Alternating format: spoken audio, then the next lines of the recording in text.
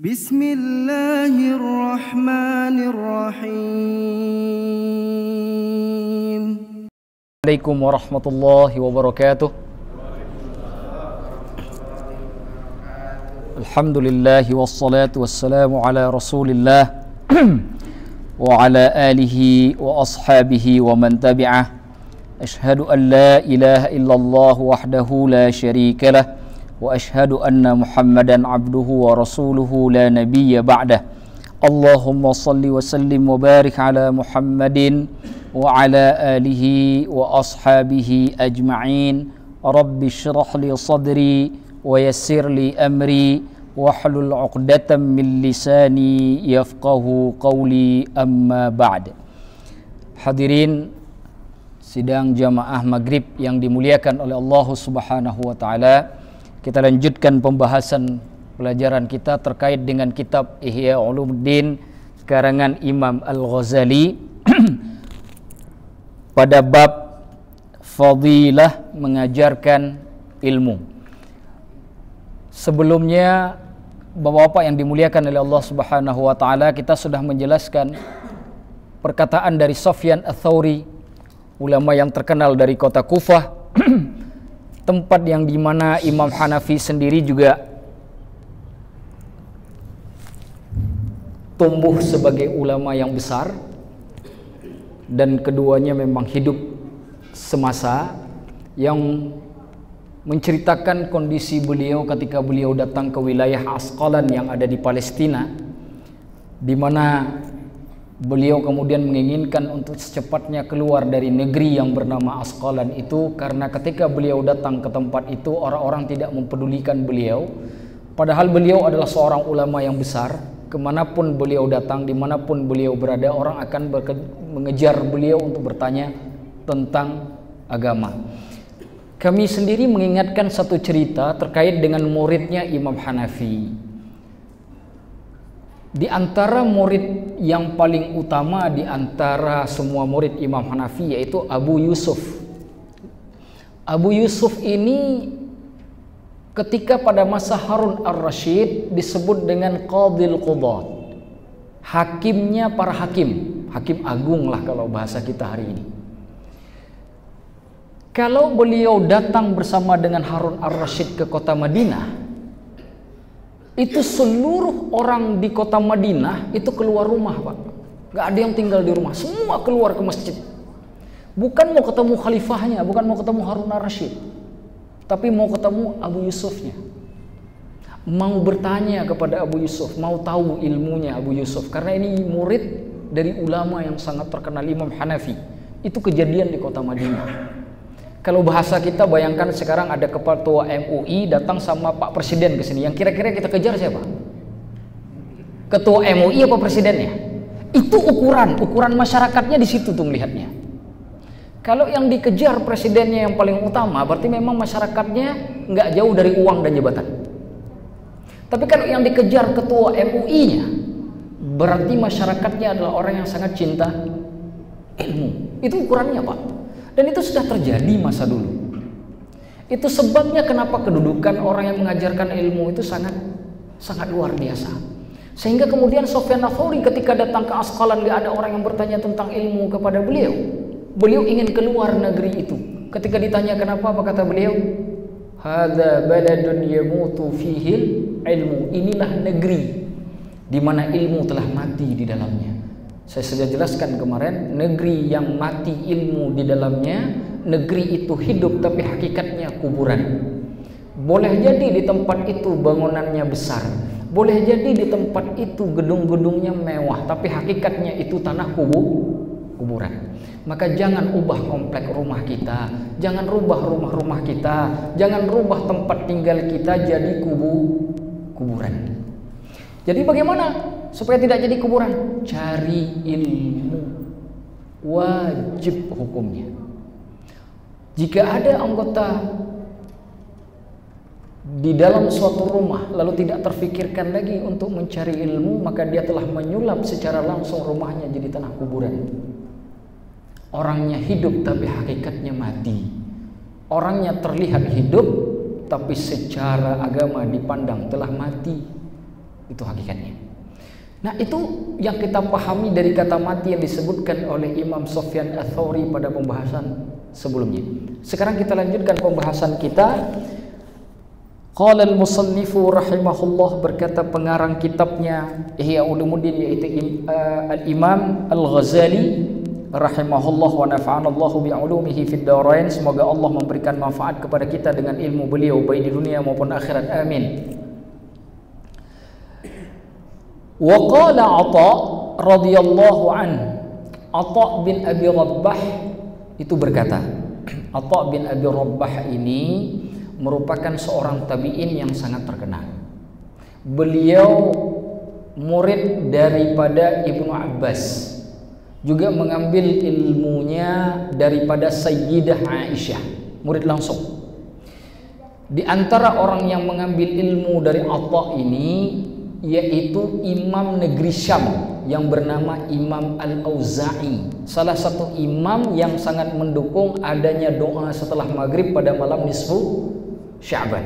Dulu kalau nggak salah pernah saya jelaskan di masjid ini terkait dengan fadilah nisfu Sya'ban dan Imam Al-Auza'i itu saya bacakan kitabnya. Itu murid dari Atha bin Abi Rabbah ini.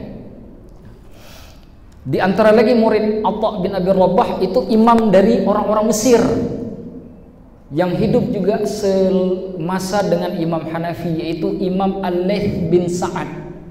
Mazhabnya mazhab Al-Laitsi. Cuma mazhab itu sudah tidak ada hari ini, tidak sampai ke kita karena murid-muridnya tidak meriwayatkan secara sempurna. Jadi yang sampai ke kita hanya 4 sekarang.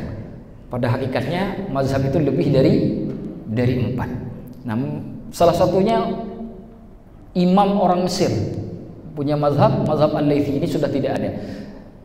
Tetapi sebagian kalau kita belajar tarikh sejarah syariat, ya, kita akan mendapati bahwa mazhab Syafi'i itu sebenarnya adalah kumpulan dari 3 mazhab utama. Setidaknya 3 mazhab, ada yang mengatakan lebih. 3 mazhab yang utama itu, satu pertama mazhab Hanafi, yang kedua mazhab Maliki, yang ketiga mazhab Al-Laits bin Sa'ad ini. Karena Imam Syafi'i dulu ketika di Irak, beliau punya namanya Qaulul Qadim. Ketika pergi ke Mesir sudah ada Qaulul Jadid, sudah ada pandangan baru yang berbeda dengan pendapat beliau waktu beliau di Baghdad. Kenapa adanya perbedaan pendapat itu? Karena beliau sudah bersentuhan dengan pandangan dan pendapatnya Imam Al-Laits. Imam Al-Laits ini selain ahli fikih juga ahli hadis, Pak. Nah, inilah yang membentuk Imam Syafi'i kemudian merubah beberapa fatwanya yang ketika beliau di Baghdad dulu yang dikenal dengan Al-Qaulul Jadid menjadi Qaulul Jadid. Dan sekarang kalau kita belajar usul madhab Syafi'iyah ini selalu kita ketemu nih Qaulul Qadim, Qaulul Jadid. Ada yang merajihkan pendapat Qaulul Jadid, ada beberapa Qaulul Qadim. Yang ngaji di pesantren insyaallah sangat paham masalah ini. Kita lanjutkan. Atha bin Abi Rabbah berkata,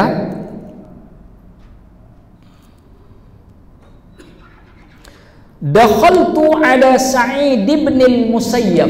Saya mengunjungi Sa'id bin al-Musayyab. Mengunjungi Sa'id bin al-Musayyab. Sa'id bin al-Musayyab ini juga seorang ulama tabi'in yang sangat terkenal. Beliau disebut sebagai salah satu dari 7 ahli fikih kota Madinah, atau yang biasa dikenal dalam ilmu sejarah, terutama kalau kita belajar sejarah fikih, itu disebut dengan fuqahaul Madinati sab'ah, ahli fikih kota Madinah yang jumlahnya 7 orang. Beliau salah satunya. Yang 7 itu kalau saya tidak lupa, semoga saya masih ingat, yang pertama itu namanya Sa'id bin al-Musayyab, itu yang pertama. Yang kedua Urwah bin Az-Zubair. Yang ketiga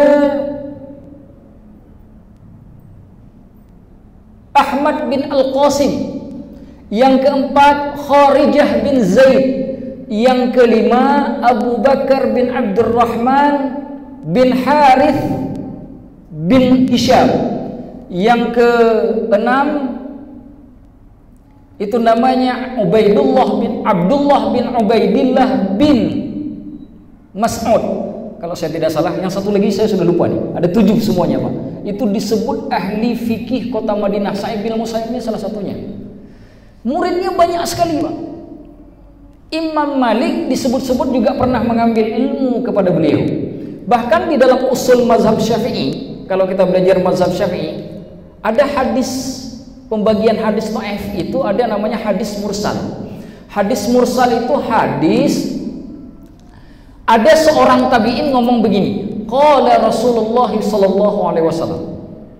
Tabi'in itu kan nggak pernah ketemu dengan Nabi, ketemunya dengan sahabat Nabi, tapi mengatakan qala Rasulullah sallallahu alaihi wasallam, Rasulullah SAW telah bersabda. Dari mana tabi'in tahu Rasulullah bersabda kalau nggak dengar dari sahabat? Disebut hadis mursal. Hadis mursal ini tidak boleh dijadikan hujjah sampai sanad hadis ini bersambung. Diketahui ketika tabi'in tersebut mengatakan qala Rasulullah, sebenarnya dia dengar dari siapa. Jadi diteliti dulu ini hadis mursalnya. Kalau terbukti bersambung boleh diamalkan. Imam Asy-Syafi'i khusus untuk hadis mursalnya Sa'id bin Al-Musayyab ini itu diterima sebagai hujjah. Jadi kalau Sa'id bin Al-Musayyab mengatakan qala Rasulullah sallallahu alaihi wasallam, pada jelas itu Sa'id bin Musayyab akan mendengar langsung dari Rasulullah. Saking derajatnya yang sangat tinggi pada Sa'id bin Al-Musayyab. Sampai-sampai Imam Asy-Syafi'i menerima hadis mursalnya Sa'id bin Al-Musayyab ini. Orang yang sangat alim luar biasa. Ini menunjukkan kedudukan Sa'id bin Al-Musayyab yang tidak sembarangan. Bahkan dipandang istimewa bukan hanya di kalangan ahli tasawuf dan akidah, tapi juga di kalangan ahli fikih. Kira-kira itu yang harus dipahami. Dakhaltu ala Sa'id bin Al-Musayyab. Aku mengunjungi Sa'id bin Al-Musayyab, kata Atha bin Abi Rabbah. Wa huwa yabki. Ketika aku mengunjungi Sa'id bin Al-Musayyab, beliau sedang menangis. Itu ulama dulu kayak begitu, Pak. Lagi duduk sendiri di rumah, datang kita, tiba-tiba kita dengar menangis. Itu orang dulu. Kalau kita nangis sekarang karena belum ada uang buat makan antar malam, ditagih sama istri, beras belum ada, makanya nangis. Kalau ini enggak, nangisnya beda, Pak. Nah, itu menunjukkan kedudukan para ulama dulu itu jauh dengan kita. Apa yang menyebabkan beliau menangis? Kata Atha bin Abi Rabbah, faqultu, maka aku pun berkata kepada Sa'id bin Al-Musayyab, ma yubkik, wahai Sa'id, apa yang menyebabkan engkau menangis? Ini nggak ada angin, nggak ada hujan, tiba-tiba nangis. Apa yang bikin engkau menangis? Kata Sa'id bin Al-Musayyab, qal, beliau pun berkata, laisa ahadun yas'aluni an syai'in, wahai Atha, nggak ada lagi satu orang pun yang datang kepadaku bertanya masalah agama. Itu beliau menangis. Ketika nggak ada orang datang kepada beliau bertanya masalah agama, beliau menangis. Kita, kalau nggak ada orang datang kepada kita bertanya masalah agama, mungkin kita akan senang, alhamdulillah kurang beban. Ya kan? Nggak, wah capek-capek ngurusin orang, sendiri aja capek ngurusin orang lagi. Kita malah senang. Ulama dulu, kalau ada orang yang tidak mau datang ke kita bertanya, disitulah saat dia merasa malapetaka sudah dekat. Makanya alhamdulillah sekitar seminggu yang lalu masjid di kita di sini itu menggagas Syariah Center, tempat konsultasi agama Islam. Malah salah kalau ada yang meninggal dunia nggak ngerti faraid, bisa datang ke Syariah Center untuk konsultasi. Kalau ada masalah agama yang kemudian membingungkan, bisa datang ke Syariah Center. Mungkin di tempat pengajian nggak bisa tanya, bisa ditanyakan di Syariah Center. Bisa ditanya mana referensinya, kitab apa, segala macam. Tujuannya apa? Untuk adanya pelayanan ini. Jadi karena kita udah ngaji, Pak. Karena kita sudah ngaji, maka kita sediakan lembaga supaya lembaga itu kemudian bisa mengadopsi ilmu yang kita pelajari. Karena kalau ilmu ini cuma dipelajari lalu nggak diamalkan, nggak ada gunanya kita belajar. Mendingan majelisnya bubar saja. Kalau ilmu hanya dituntut lalu tak diamalkan, lalu apa gunanya? Bukankah pada bab yang lain kita sudah mengatakan bahwa al-amalu huwa thamaratul ilm. Beramal itu buah dari ilmu. Nah, kalau orang berilmu lantas tak beramal, ngapain berilmu? Pertanyaannya jadi sana. Berarti saya nggak usah nuntut ilmu. Itu pun jadi malapetaka.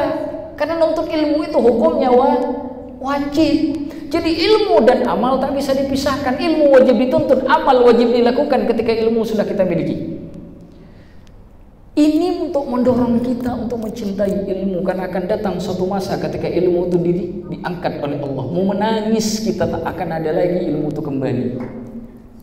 Dan saya pernah challenge Pak di sini di majelis kita, saya katakan Ini di tempat kita berapa orang yang bisa ilmu faraid? Di tempat kita nih. Di tempat kita berapa orang yang bisa mandikan jenazah? Berapa orang? Kalau di tempat ini orang yang memandikan jenazah sudah tak ada, orang yang hitung faraid sudah tak ada, udah malapetaka di tempat kita. Suka atau tidak suka, malapetaka itu sudah datang ke tempat kita. Tapi kita nggak bisa melihat malapetaka itu karena malapetaka tidak berwujud. Kapan kita sadar? Barakah Allah cabut. Kapan kita sadar? Ketika kita masuk kubur lalu ditanya oleh Allah. Karena ini hukum kayak masalah memandikan jenazah, hukum faraid ini kan hukumnya fardu kifayah. Kalau nggak ada satupun kakak satu tempat semuanya berdosa. Lalu ditanya oleh Allah, apa pedulimu tuh hal-hal yang seperti ini? Kira-kira kita jawab apa? Mungkar nakir ketika mempertanyakan agama kepada kita di dalam kubur. Beliau nggak datang bawa kipas angin, Pak, bawa palu gada, Pak. Ya kalau kita bisa jawab kita selamat. Kalau kita nggak bisa jawab, kita dipukul oleh malaikat, Pak. Ini baru dikubur, Pak. Lantas gimana kalau nanti bangkit di hari kiamat di padang mahsyar ketika kita berhadap dengan Allah? Gimana caranya? Maka dari sini kita harus paham kedudukan ilmu itu yang sangat istimewa. Karena kedudukan ilmu yang sangat istimewa, maka orang yang mengajarkan ilmu itu wajib seperti yang kita bahas sebelumnya itu untuk ikhlas. Bukan cari pendukung, bukan cari murid yang banyak, tapi untuk mengajarkan bagaimana masyarakat di tempat yang diajarkan itu kemudian mengerti dan paham. Lalu rasa takutnya kepada Allah meningkat, rasa ingin dekat dengan Allahnya juga semakin tinggi, ibadahnya juga semakin bagus, peduliannya terhadap agama juga semakin tinggi. Itu yang diharapkan. Karena itulah hakikat dari dakwah. Kalau itu nggak tercapai maka rugi pada pengajian. Dan kita berharap di tempat ini hal-hal yang positif seperti itu semakin hari semakin tumbuh berkembang di tengah masyarakat. Jangan hanya DKM-nya saja yang taat Allah, sedangkan masyarakatnya tidak taat Allah, atau sebaliknya. Tapi kita pengen semua komponen masyarakat yang di masjid, yang tidak jadi pengurus masjid tapi merupakan anggota masjid, semuanya dari masyarakat masjid itu menjadi masyarakat yang taat Allah dan Rasul. Itu yang kita inginkan. Maka salah satu jalannya peduli kepada ilmu. Jangan remehkan ilmu, apalagi ilmu agama, Pak. Saya nggak tahu apakah kita sholatnya sudah benar semua. Saya nggak ngerti. Kenapa? Karena yang menentukan sholat kita benar nggak tidak kan ilmu fikih. Ini fikih sholat udah khatam nggak ngajinya? Oh saya belum khatam ngajinya. Lah terus sholatnya selama ini gimana? Tuh takbirnya sampai kemana ngangkat tangannya? Terus naruh tangannya tuh di mana? Bagaimana? Kan itu pertanyaan yang harus kita ajukan pada diri kita. Nah, itu pentingnya kita menuntut ilmu, dan di saat yang bersamaan orang yang tahu mengajarkan ilmu. Kalau ini tidak terjadi, ini malapetaka. Dan inilah yang membuat seorang tabi'in terkenal masa itu yang bernama Sa'id bin Al-Musayyab menangis di saat dikunjungi oleh Atha bin Abi Rabah. Itu dulu, Pak, masa tabi'in. Masa-masa kita sekarang hilang yang seperti itu. Wa qala ba'dhum, berkata sebagian mereka, sebagian dari para alim ulama,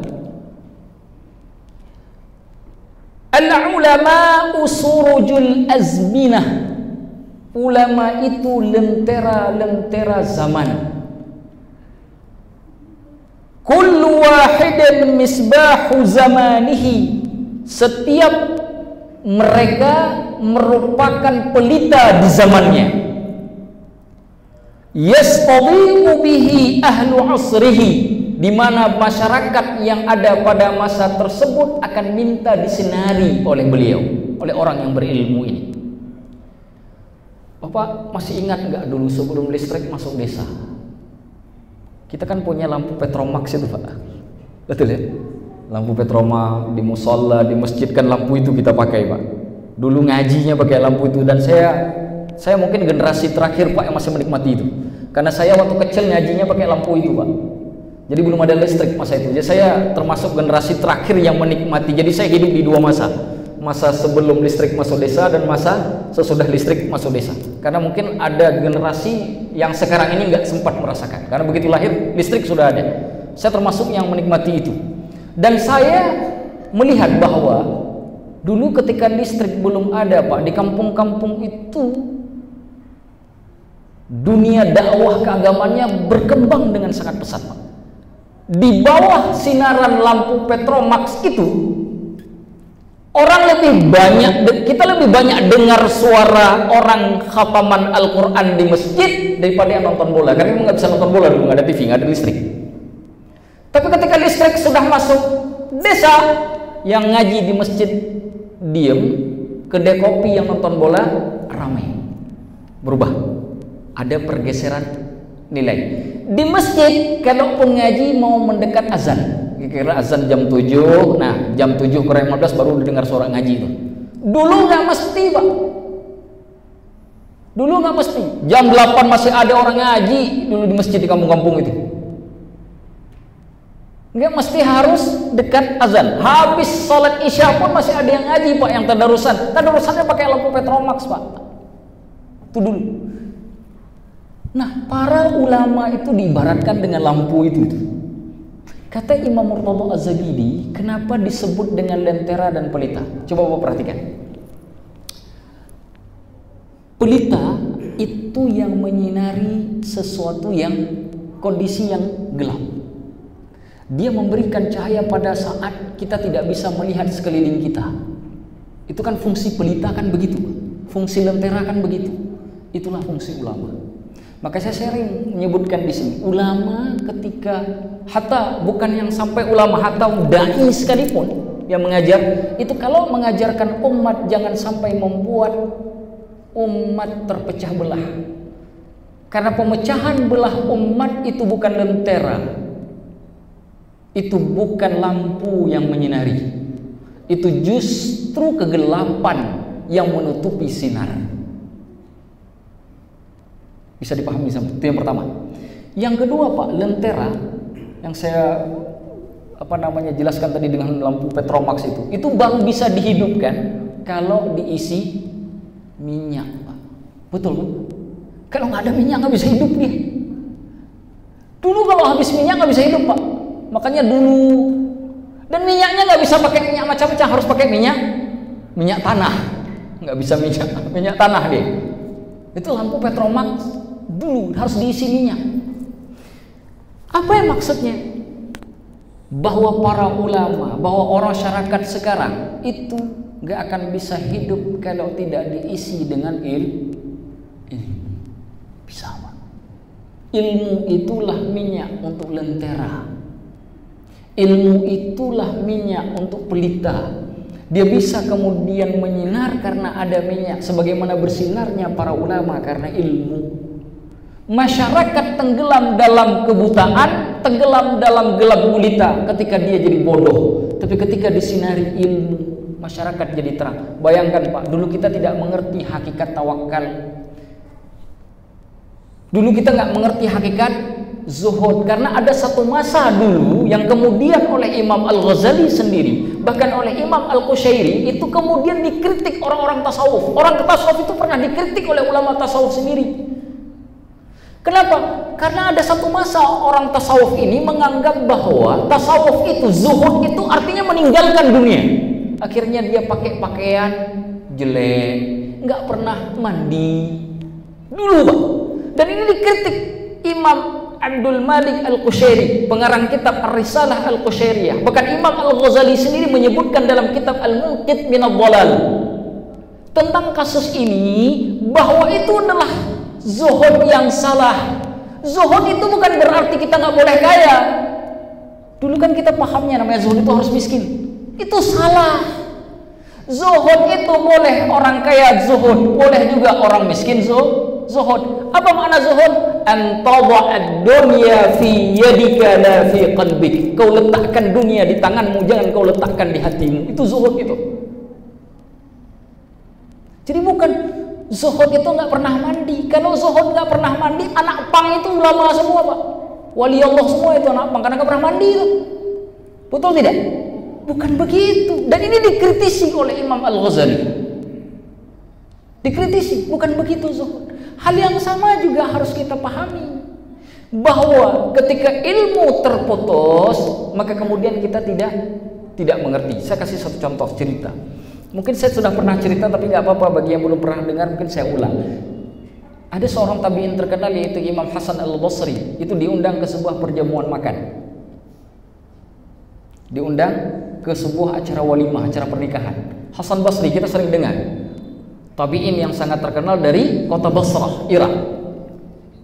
Kita sering mendengarnya kalau kita belajar ilmu tasawuf, ketemu dengan Hasan Basri. Padahal beliau juga seorang ulama fikih yang sangat terkenal. Beliau berangkat dengan seorang temannya, namanya Farqad. Nama temannya Farqad. Farqad itu secara bahasa artinya gugusan bintang yang bersinar terang. Itu salah satu arti dari Farqad. Berangkat kedua orang ini. Imam Hasan Al-Basri itu orang alim, ilmunya tinggi, Pak. Farqad ini ilmunya nggak banyak, cuma dia abid, ibadahnya luar biasa, Pak. Jadi yang satu alim, yang satu ahli ibadah, yang satu ahli ilmu, yang satu ahli ibadah. Pergi ke satu perjamuan. Nah, sampai di tempat perjamuan itu ternyata karena yang ngundangnya ini orang kaya, jadi kormanya dihidang di atas wadah yang terbuat dari emas, Pak. Kita tahu bahwa di dalam ilmu fikih tidak boleh makan dan minum dari wadah emas. Jadi kalau ada air, ini gelasnya terbuat dari emas, saya tak boleh minum dari sini. Airnya harus saya buang dulu ke tempat wadah yang lain, baru boleh saya minum. Yang dari sini hukumnya haram. Farqad karena ahli ibadah, bukan ahli ilmu, begitu melihat di depannya ada kurma yang dihidang dari piring lah kalau bahasa kita di sini, yang terbuat dari emas, langsung menjauh pergi ke pojokan. Karena ini mendahari dosa makan dari tempat yang terbuat dari emas. Sedangkan Hasan Al-Basri karena beliau orang alim, beliau tidak pergi, beliau tetap duduk.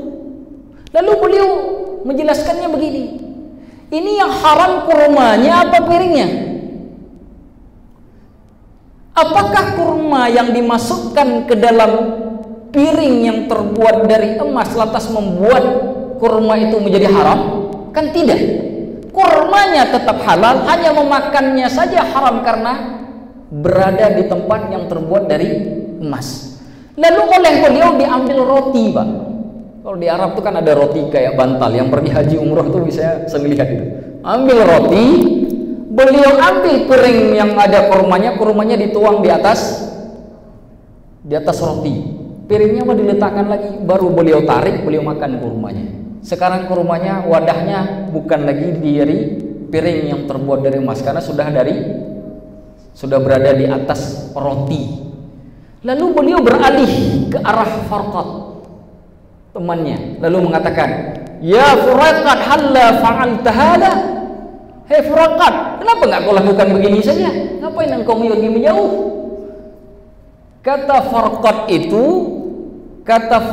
itu bentuk tasghir dari Farqad. Tasghir itu bentuk pengecilan. Contoh, kalau saya sebut bahrun itu artinya laut. Kalau saya kecilkan buhairun itu artinya bukan lagi laut tapi jadi danau, lebih kecil. Lebih kecil. Jadi seperti itu pengecilan namanya. Kalau Farqad gugusan yang bintang yang tadi bersinar terang. Kalau dikecilkan bintangnya sudah agak redup. Kenapa? Penyebutan Farqad itu disebutkan oleh Imam Hasan Al-Basri menunjukkan Farqad hanya abid tapi tidak alim, hanya ahli ibadah tapi tidak ahli ilmu.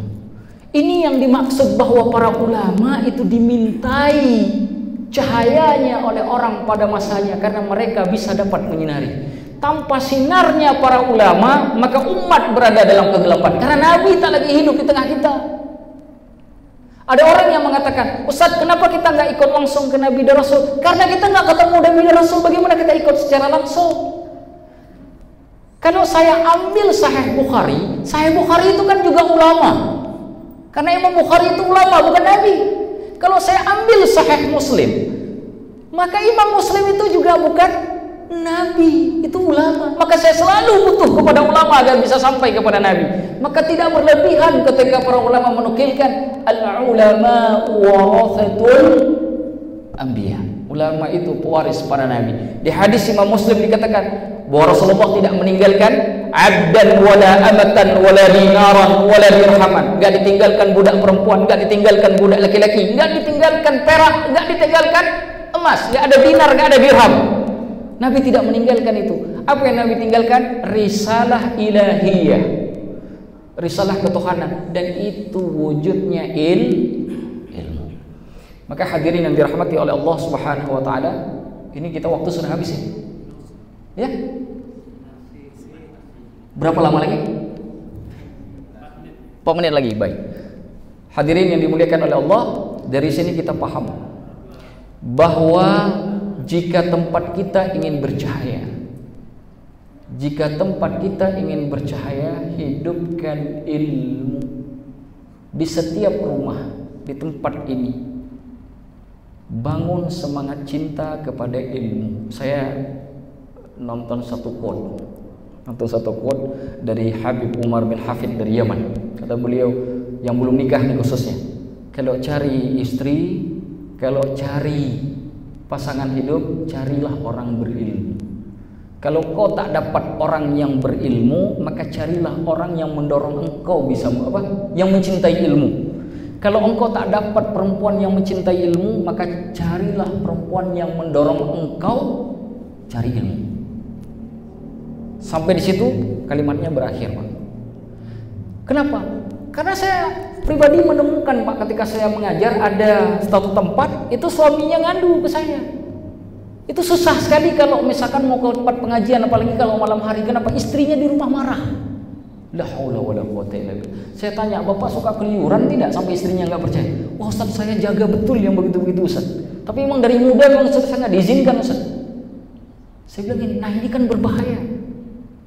Bayangkan kalau cari ilmu suaminya tak boleh sama istri, lantas suaminya dikurung di rumah, ini kan jadi berbahaya. Terus anak-anaknya bagaimana? Nah, oleh karena itu hidupkan rasa cinta ilmu kepada diri sendiri, kepada keluarga, istri kita, anak-anak kita, cucu kita, dan seterusnya. Saya hanya berdoa dan kita sama-sama berharap dan berdoa kepada Allah. Ya Allah, semoga dengan saya ikut pengajian, Engkau turunkan, Engkau bukakan hati kami untuk mencintai peninggalan Nabi-Mu ini. Dengan ini kami kemudian bisa selamat dunia dan akhirat. Dengan ilmu ini bisa Engkau angkat derajat kami di dunia dan akhirat. Dengan ilmu ini ya Allah, Engkau mudahkan segala urusan kami di dunia dan akhirat. Ada hadhihi niyyah wa kulli niyatin shalihah. Al-Fatihah.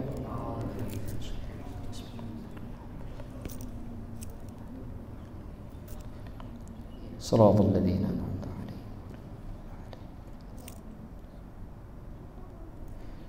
Bapak yang dimuliakan oleh Allah, ini saja yang kita pelajari malam ini. Tidak saya buka tanya jawab, nanti tinggal beberapa bacaan lagi kita sudah selesai ya. Jadi masih lama, Pak? Oh, masih bisa kita buka tanya jawab? Oh, berarti saya oh baik, masih 6 menit kata. Jadi saya kalau ada yang bertanya boleh saya buka dulu biar kita terisi waktunya. Ada yang mau bertanya saya persilakan. Mungkin 1 atau 2 pertanyaan. Atau mungkin ada pertanyaan lain yang tidak berhubungan dengan pelajaran kita juga saya bolehkan. Selama saya bisa menjawab, insya Allah saya jawab. Kalau tidak, saya minta maaf. Ada? Atau saya yang bertanya? Tidak. Baik. Karena tidak ada, Bapak-bapak, mari kita akhiri dengan doa saja. Semoga ada barakah dalam majelis kita. Semoga saja kecintaan kita kepada ilmu semakin hari semakin bertambah. Yang paling penting lagi kedekatan hati kita dengan masjid, terutama anak-anak muda. Karena ada hadis yang mengatakan sab'atun yudhilluhumullahu yawma la dhilla illa dhilluh. Ada 7 golongan yang Allah lindungi nanti di hari kiamat, pada hari di mana perlindungan itu hanya milik Allah. Enggak ada perlindungan siapapun yang bisa melindungi siapapun. Di antara 7 golongan itu ada kalimat syabun mu'alliqun qalbuhu bil masajid. Pemuda yang hatinya terikat dengan masjid. Kalau orang sudah umur 60 tahun, 70 tahun hatinya terikat dengan masjid, kita bilang wajar. Malaikat maut mah ngintip-ngintip. Tapi kalau anak muda umur 20 tahun terikat waktunya dengan masjid, Pak. Cakep. Maka kalau ibadahnya nunggu tua, gak ada lebih istimewa kalau ibadahnya di waktu muda. Bukan berarti Allah tidak menghargai orang tua yang beribadah. Tentu sangat dihargai. Tetapi ibadah dekatnya hati kita dengan masjid itu tidak hanya ketika kita menunggu sudah tua. Di mana umur 20 tahun kita? Kenapa tidak pernah kaki kita membekas di sajadah masjid? Di mana umur 25 tahun kita? Di mana umur 26 tahun kita? Kenapa harus nunggu 70 tahun baru ke masjid? Ya kalau umurnya masih dikasih 70 tahun oleh Allah. Ini kalau 69 tahun, 11 bulan 29 hari tewas. Meninggal, 1 hari lagi 70 tahun. Kita mau pas 70 tahun sajalah saya ke masjid. Tinggal 1 hari meninggal, nggak sempat kita ke masjid. Karena malaikat maut ketika datang nggak minta izin. Nggak ada assalamualaikum, mohon ya maaf mau dicabut nih nyawanya. Enggak, Pak. Itu yang minta doa begitu tuh biasanya yang mau berhutang. Itu begitu tuh caranya. Kalau malaikat maut tidak. Ya kalau datang ya bismillah. Kalau datang nggak pakai pamit, dicabut saja. Maka sebelum waktu itu datang, hati selalu ke masjid. Kalau punya waktu, terutama saya sering bilang begini, terutama yang kerja di jalanan. Saudara-saudara kita yang Gojek misalkan. Jalanan itu bikin hati keras, Pak. Setiap hari kita dengar kalimat yang kasar. Sehari, 2 hari, seminggu, sebulan, hati kasar, memberas, membatu. Saya sering bilang kepada mereka, karena kalian kerja di jalan, maka obatnya cuma satu. Setiap kali dengar ke masjid, singgah di masjid, minta bantu sama Allah. Ya Allah, lembutkan hatiku, jangan pernah kau keraskan hatiku. Hanya itu obatnya. Saya karena mengajar di mana-mana kan juga sering jalan kemana-mana, Pak. Kadang-kadang salahnya sedikit di jalan, tapi ada suara saja yang meninggi, Pak. Bahkan ada yang sampai pinggiran jalan, ada yang berantem segala macam. Itu yang sering saya lihat di jalanan. Nah, ini kan kalau kita sering hidup di jalanan ini kan lama-lama sering melihat ini kan mengeras hati kita. Begitu kejadian ke kita kan juga pengen begitu. Padahal coba, kalau 2 orang ribut di jalan, 1 orang saja mau mengalah, saya minta maaf walaupun dia tidak salah, itu nggak selesai dari 1 menit, itu semua masalah sudah selesai. Tapi gara-gara nggak ada yang mau mengalah, jadi setengah jam, jadi 1 jam, macet semua mobil dan motor yang lain di belakang kita. Gara-gara 2 orang itu, hanya karena nggak mau mengalah. Betul tidak, Pak? Itu kenapa terjadi? Karena keras hati sudah mengeras. Maka saya sering nasihatin, begitu dengar azan singgah ke masjid. Nggak salah kalian kerja di jalan, karena kalian cari nafkah untuk keluarga, itu halal, rezekinya halal. Tapi harus selalu ada filter. Datang ke masjid, singgah ke masjid, sholat di masjid, minta angkat tangan ke Allah. Ya Allah, lembutkan hatiku, ya Allah. Aku kerja di tempat yang di sekelilingku bisa saja membuat hatiku menjadi sangat keras. Tolong ya Allah, buat hatiku lembut. Jadi itu. Bapak juga yang sama, mungkin kerja di pasar, apalagi pasar, kata Rasulullah dalam hadis Imam Muslim, ahabbul biladi ilallahi masajid wa abghadul biladi ilallahi aswaq. Tempat sebagai tempat di atas muka bumi ini yang paling dicintai oleh Allah itu masjid. Sedangkan seburuk-buruk tempat yang paling dibenci oleh Allah itu pasar.